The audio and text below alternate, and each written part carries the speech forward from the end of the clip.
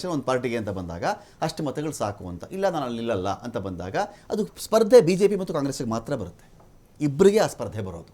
So ಹಾಗಿದ್ದಾಗ ಅಲ್ಲಿ ಒಂದು ಪಾರ್ಟಿ ಕಡೆ ಕನ್ಸಾಲಿಡೇಟ್ ಆಗುತ್ತೆ ವೋಟ್ಗಳು ಅಂತ ಹೇಳಿ. ಇಲ್ಲಿ ನಾವು ಚೆಕ್ ಮಾಡಿಕೊಂಡಾಗ ನಮಗೆ ಪ್ರಧಾನವಾಗಿ ಕಾಣಿಸೋದು JDU, ಕಾಂಗ್ರೆಸ್ಸು, RJD, BJP. ಈ ನಾಲ್ವರ ನಡುವೆ ಮತಗಳು ಸೆಗ್ರಿಗೇಟ್ ಆಗಬೇಕು ಅಂತ ನೋಡಿದಾಗ ಅಷ್ಟು ಈಸಿ ಇಲ್ಲ. ಜನಸುರಾಜು ಇದೆ ಇಲ್ಲಿ, ಆಮ್ ಆದ್ಮಿ ಇದೆ, ಕಮ್ಯುನಿಸ್ಟ್ ಪಾರ್ಟಿಗಳು ಕೂಡ ಇವೆ ಇಲ್ಲಿ. ಸೊ ಹಾಗಿದ್ದಾಗ ಈ ಮತಗಳ ವಿಘಟನೆ ಇದೆಯಲ್ಲ, ಇದು ಕೂಡ ಈ ಮೈತ್ರಿಗೆ ಒಂದು ಹೆಲ್ಪ್ ಆಗಿದೆಯಾ ಇದರಲ್ಲಿ? ಖಂಡಿತವಾಗಿ ನೋಡಿ, RJD, JDU ಅವಂಥರ ಬಿಹಾರದ ಮೂಲ ಪಕ್ಷಗಳು ಎರಡು. ಒಂದು ಟೈಮ್ ಒಂದಾಗಿದ್ದಂಥವ್ರು ಮತ್ತು ಆ ರಾಜ್ಯದಲ್ಲೇ ಉದಯಿಸಿದ ಆ ರಾಜ್ಯದ ನಾಯಕರೇ ಇರುವಂಥ, ಆ ರಾಜ್ಯದ ಜನರೇ ಬೆಳೆಸಿರುವಂಥ ಪಕ್ಷಗಳು. BJP ಮತ್ತು ಕಾಂಗ್ರೆಸ್ಸು ರಾಷ್ಟ್ರೀಯ ಪಕ್ಷಗಳು. ಕಾಂಗ್ರೆಸ್ ಏನು RJD ಕೊಡಬೇಕಾದಂಥ ಬೆಂಬಲ ಅಥವಾ ಸಪೋರ್ಟ್ ಇದೆಯಲ್ಲ, ಈಗ ಒಂದು ಕಡೆ ಸ್ಕ್ರೀಸಲ್ಲಿ 4-6 ಹೊಡೆಯೋರಿಗೆ ಒಬ್ಬರು ಇನ್ನೊಂದು ಕಡೆ ಅಪೋಸಿಟ್ ನಿಂತ್ಕೊಂಡು ಅವ್ರಿಗೆ ಒಂದು ಇದು ಕೊಡಬೇಕು, ಅವ್ರಿಗೆ ಕನ್ಸಿಸ್ಟೆನ್ಸಿ ಕೊಡಬೇಕು. ಆ ಥರ ಕೆಲಸನ ಕಾಂಗ್ರೆಸ್ ಅಲ್ಲಿ ಮಾಡಿಲ್ಲ, BJP ಮಾಡಿದೆ. ಮತ್ತೆ ಡಬಲ್ ಡಿಜಿಟ್ ಬಂತು ಸರ್ ಕಾಂಗ್ರೆಸ್, ಈಗ ಡಬಲ್ ಡಿಜಿಟ್ ಬಂದ್ರೆ ಈಗ 11 ಆಯ್ತು. 11 ಆಯ್ತು. ಮತ ಎಣಿಕೆ ಶುರುವಾಗಿ 1 ಗಂಟೆ 40 ನಿಮಿಷ ಆದ್ಮೇಲೆ ಇವರು 11 ಆದ್ರು. ಮತ್ತೆ ಇನ್ನೊಂದು ಕಡೆ ಬಿಜೆಪಿ ಯಾಕೆ ಅಲ್ಲಿ ಚುನಾವಣೆಯಿಂದ ಚುನಾವಣೆಗೆ ಬೆಳೀತಾ ಇದೆ ಅಂದ್ರೆ, ಆ ಹಿಂದಿ ಬೆಲ್ಟ್ ಅಲ್ಲಿ ಮೋದಿ ಅವರ ಭಾಷಣಗಳ ಪ್ರಭಾವ ಜಾಸ್ತಿ ಇರುತ್ತೆ. ಅವರು ಮಾತಾಡುವಂತ ಹಿಂದಿ ಇರ್ಬೋದು, ಅವರು ಕಮ್ಯುನಿಕೇಟ್ ಮಾಡುವಂತ ವಿಧಾನ ಅದು ಬಹಳ ಬೇಗ ರೀಚ್ ಆಗುತ್ತೆ. ಹಿಂಗಾಗಿ ಹಿಂದಿ ಬೆಲ್ಟ್ ಅಲ್ಲಿ BJP ಯಾವಾಗಲೂ ಮೇಲುಗೈ ಸಾಧಿಸ್ತಾ ಇದೆ, ಬೆಳೀತಾನೆ ಇದೆ. ನಮ್ಮ ಇವ್ರು ಹೇಳ್ದಂಗೆ ಸೂರ್ಯ ಮುಕುಂದರಾಜ್, ದಕ್ಷಿಣ ಭಾರತದಲ್ಲಿ BJPಗೆ ಸಮಸ್ಯೆ ಆಗ್ತಿರೋದೇ ಅದೇ, ಇಲ್ಲಿ ಹಿಂದಿ ಪ್ರಭಾವ ಕಡಿಮೆ. ಅಲ್ಲಿ ಏನಾಗುತ್ತೆ, ಹಿಂದಿ ಬೆಲ್ಟ್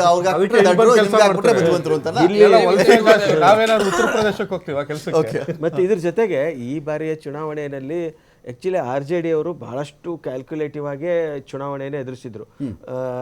ಎಲ್ಲೂ ಕೂಡ ಲಾಲೂ ಪ್ರಸಾದ್ ಯಾದವ್ ಅವರ ಹೆಸರನ್ನು ಪ್ರಸ್ತಾಪ ಮಾಡಿರಲಿಲ್ಲ.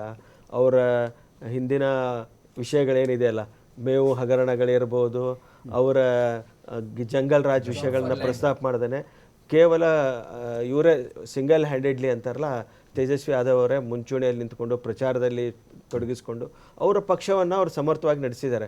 ಅವರಿಗೆ ಕೊಡಬೇಕಾದಂಥ ಸಾಥನ್ನು ಕಾಂಗ್ರೆಸ್ ಕೊಡೋದಲ್ಲಿ ಇಲ್ಲೆಲ್ಲ ಒಂದು ಕಡೆ ಎಡವಿದೆ. ಬಹುಶಃ ಕಾಂಗ್ರೆಸ್ ಕೂಡ ಅಲ್ಲಿಯ ವಿಷಯಗಳನ್ನು, ಅಲ್ಲಿಯ ಪ್ರಾದೇಶಿಕ ವಿಷಯಗಳನ್ನು, ಪ್ರಾದೇಶಿಕ ಸಂಗತಿಗಳನ್ನ ಮುಂದಿಟ್ಕೊಂಡು ಚುನಾವಣೆ ಎದುರಿಸಿದ್ರೆ ಎಲ್ಲ ಒಂದು ಕಡೆ ಸ್ವಲ್ಪ ಮಟ್ಟಿಗಾದರೂ BJPಯನ್ನು ಕಟ್ಟಿ ಹಾಕೋಕ್ಕೆ ಸಾಧ್ಯ ಆಗ್ತಾ ಇತ್ತು ಅನ್ನೋಂಥದ್ದು. ಇದ್ರ ಜೊತೆಗೆ BJPಯ ಬೆಳವಣಿಗೆ ಮುಂದಿನ ದಿನಗಳಲ್ಲಿ ಈ RJD ಮತ್ತು JDU ಇಬ್ಬರಿಗೂ ಕೂಡ ಎಚ್ಚರಿಕೆಯ ಗಂಟೆವು. ಅವು ಪ್ರಾದೇಶಿಕ ಪಕ್ಷಗಳು. ಮುಂದೆ ಇದೇ ಒಂದು ಟ್ರೆಂಡ್ ಕಂಟಿನ್ಯೂ ಆದರೆ BJPಯಲ್ಲಿ ಸಂಪೂರ್ಣ ಅಧಿಕಾರಕ್ಕೆ ಬರುವಂಥ ಸಾಧ್ಯತೆಗಳಿದೆ ಮುಂದಿನ ದಿನಗಳಲ್ಲಿ. ಇನ್ನು ಮುಂದಿನ ವಿಧಾನಸಭೆ ಚುನಾವಣೆ ಇರ್ಬೋದು, ಲೋಕಸಭೆ ಚುನಾವಣೆ ಇರ್ಬೋದು, BJPಯ ಬೆಳವಣಿಗೆಯನ್ನು ಗಮನಿಸಿದರೆ ಇದು BJPಗೆ ಒಳ್ಳೆಯದು. ಬಟ್ RJD, JDU ಪ್ರಾದೇಶಿಕ ಪಕ್ಷಗಳು ಹೇಗೆ ತಮ್ಮ ಇದನ್ನು ಕಳ್ಕೊಳ್ತಾ ಹೋಗುತ್ತೆ. ಆಮೇಲೆ ನಿತೀಶ್ ಕುಮಾರ್ ಅವರ ಬಗ್ಗೆ ಇನ್ನೊಂದೇನಿದೆ, ಅವರು ಇದು ಕೊನೆ ಚುನಾವಣೆ ಆಗ್ಬೋದು, ಅವ್ರ ಆರೋಗ್ಯದ ಬಗ್ಗೆ ಕೂಡ ಬಹಳಷ್ಟು ಚರ್ಚೆ ಆಯಿತು. ಆಮೇಲೆ ಇವ್ರು ಯಂಗ್ ಲೀಡರ್, ಅವ್ರು ಓಲ್ಡ್ ಲೀಡರು ಅಂತ, ಇದು ಎಲ್ಲ ಒಂದ್ ಕಡೆ ಸಿಂಪತಿಗೂ ಕಾರಣ ಆಯ್ತು. ನಿತೀಶ್ ಕುಮಾರ್ ಯಾರಾಗಬೇಕು ಅನ್ನೋ ಒಂದು ವಿಚಾರಕ್ಕೂ 2ನೇ ಹಂತದ ಮತದಾನ ಇರೋ ಕೆಲ ದಿನಗಳ ಮುಂಚೆ ಪೋಸ್ಟ್ಗಳಲ್ಲಿ ಬಂತು, ಇಲ್ಲ ನಿತೀಶ್ ಅವರೇ CM ಅಂತೆ ಅಂತ ಹೇಳಿ. ಅಲ್ಲಿವರೆಗೂ ಅದು ಗುಟ್ಟಾಗೆ ಈಗಲೂ ಗೊತ್ತಿಲ್ಲ ನಮ್ಗೆ. 78 BJP ಇದೆ, ಈ ಕಡೆ 65 ಅವ್ರು ಇದ್ದಾರೆ, ನಮ್ಮ ಕಡೆ ಅವ್ರು ಆಗ್ಲಿ ಬಿಡ್ರಿ ಅಂತ ಹೇಳಿದ್ರು, ಏನು ಮಾಡ್ಕೊಳಕ್ಕಾಗಲ್ಲ. ಅಲಯನ್ಸ್ ಅಲ್ಲಿ ಇದಾರೆ ಅವರು. ನಿತೀಶ್ ಕುಮಾರ್ ಬಗ್ಗೆ ಅವ್ರು ಈಗ ನಮ್ಮ ಕರ್ನಾಟಕದಲ್ಲಿ ಒಂದು ಮಾಸ್ ಲೀಡರ್ಸ್ ಅಂತ ನಾವು ಹೆಂಗ್ ಕರಿತೀವಿ, ಹಂಗ ಅವರು ಮಾಸ್ ಲೀಡರ್. ಲಾಲೂ ಪ್ರಸಾದ್ ಯಾದವ್, ನಿತೀಶ್ ಕುಮಾರ್ ಅವ್ರ ಪಕ್ಷಕ್ಕಿಂತ ವ್ಯಕ್ತಿ ಮುಖ್ಯ ಆಗ್ಬಿಟ್ಟಿದ್ದಾರೆ. ಈಗ ಸಿದ್ದರಾಮಯ್ಯ, ಯಡಿಯೂರಪ್ಪ, ದೇವೇಗೌಡ, ಬಿಹಾರದ ಚುನಾವಣೆಯನ್ನು, ಬಿಹಾರದ ಅಧಿಕಾರವನ್ನು ಬಹುಶಃ ಲಾಲು ಒಂದ್ ಕಡೆ ಅರ್ಥ ಮಾಡ್ಕೊಂಡಿದ್ರು. ನಾವೊಂದು ಮಾತು ಹೇಳ್ತಾ ಇದ್ರು, ಜಬ್ ತಕ್ ಸಮೋಸೆ ಮೇ ಆಲೂ ರಹೇಗಾ ತಬ್ ತಕ್ ಬಿಹಾರ್ ಮೇ ಲಾಲು ರಹೇಗಾ ಅಂತ ಹೇಳಿ. ಅಂದರೆ ಅಷ್ಟರ ಮಟ್ಟಿಗೆ ನಾನು ಮತ್ತು ಬಿಹಾರ ಅಂದರೆ ನಾವಿಬ್ಬರು ಒಂದೇ ಅನ್ನೋ ಮಟ್ಟಿಗೆ. ಬಟ್ ನಿತೀಶ್ ನೋಡಿ, ನಾವು ಗಮನಿಸ್ತಾ ಬರ್ತಾ ಇದ್ದೀವಿ, ಅದು 2008 ಅಥವಾ 2000 ಆ ಒಂದು ಆಜುಬಾಜಿನ ಸಮಯ. ಅದು ಅವತ್ತು ಏನು ಮಾಡೋದು, ಸೈಕಲ್ ಕೊಟ್ಬಿಟ್ರು, ಹೆಣ್ಮಕ್ಳಿಗೆ ಸೈಕಲ್ ಕೊಡ್ತೀನಿ ಅಂದರು. ಇನ್ಯಾವುದೋ ಚುನಾವಣೆ ಬಂತು 14ರ ಸುಮಾರಲ್ಲಿ, ಅವಾಗ ಏನು ಮಾಡಿದ್ರು, ಲಿಕ್ಕರ್ ಬ್ಯಾನ್ ಮಾಡ್ತೀನಿ ಅಂದರು. ಈ ಸಲ ಬಂದರು 10,000 ಅಕೌಂಟ್ಗೆ ಹಾಕ್ತೀನಿ ಅಂತ ಹೇಳಿದ್ರು. ಅಂದರೆ ಈ ಫೀಮೇಲ್ ಕಾನ್ಸಂಟ್ರೇಷನ್ ಇದೆಯಲ್ಲ, ಮಹಿಳಾ ಮತದ ಫೀಮೇಲ್ ವೋಟರ್ಸ್ ಕಡೆಗೆ, ಆ ಒಂದು ವಿಚಾರ ನಿಜವಾಗ್ಲೂ ಹೇಳ್ತಾ ಇದ್ದೀನಿ, ಅದು ಈ ನಂಬರ್ಗಳಲ್ಲಿ ನಮಗೆ ಕಾಣಿಸ್ತಾ ಇದೆ ಅಂತ. ಯಾವುದೇ ರಾಜ್ಯದಲ್ಲಾಗಲಿ ಮಹಿಳಾ ಮತದಾರರ ಮತ ಇರುತ್ತಲ್ಲ, ಹಂಚೋಗೋದು ಕಡಿಮೆ.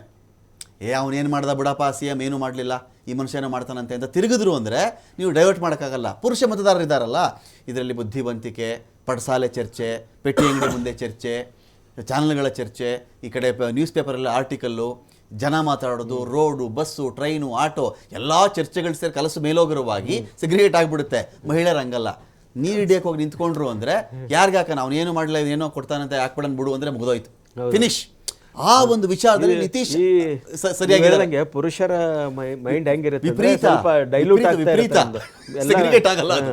ಅದು ಕಾನ್ಸಂಟ್ರೇಟೆಡ್ ಆಗಿ ಫಿಕ್ಸ್ಡ್ ನಿಯತ್ತಿರಲ್ಲ. ಹೆಣ್ಮಕ್ಳಿಗೆ ನಿಯತ್ತು ದೊಡ್ಡ ಶಬ್ದ ಆಗ್ಬಿಡ್ತು ಸರ್, ಆಗಲ್ಲ.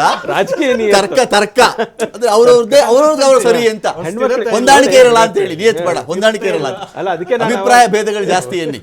ಅದಕ್ಕೆ ಈ ಕರ್ನಾಟಕದಲ್ಲಿ ನೋಡಿ, ಸಿದ್ದರಾಮಯ್ಯನವರು ಈ ಸಮಾಜವಾದಿ ಹಿನ್ನೆಲೆ ನಾವು ಹೇಳಿದ್ವಲ್ಲ, ಈ ಚುನಾವಣೆ ರಾಜಕಾರಣ, ಈಗ ಹೆಣ್ಮಕ್ಳಿಗೆ ಈ ಋತುಚಕ್ರದ ರಜೆ ಅಂತ ಅನೌನ್ಸ್ ಮಾಡಿದಾರಲ್ಲ, ಇದು ರಾಜಕೀಯವಾಗಿ ಬಹಳ ಲಾಭ ಕೊಡುವಂಥದ್ದು. ಮುಂದೆ ಹೆಣ್ಮಕ್ಳಿಗೆ ಬಹಳ ಅನುಕೂಲ ಆಗುತ್ತೆ.